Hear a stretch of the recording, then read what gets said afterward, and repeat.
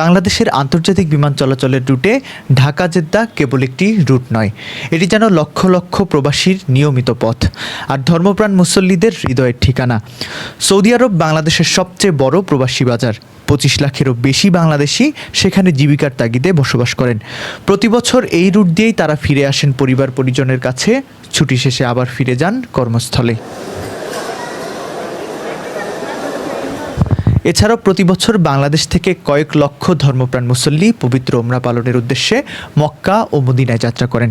তাদের বেশিরভাগের প্রবেশদ্বারই হলো জেদ্দা। এই বিপুল সংখ্যক প্রবাসী এবং ওমরা যাত্রীদের কারণেই ঢাকা জেদ্দা রুটটি পরিণত হয়েছে ঢাকা থেকে পরিচালিত সবচেয়ে ব্যস্ত এবং ব্যবসা সফল রুটে। এই রুটের জনপ্রিয়তা বোঝা যায় বিমান সংস্থাগুলোর মুনাফার দিকে তাকালে।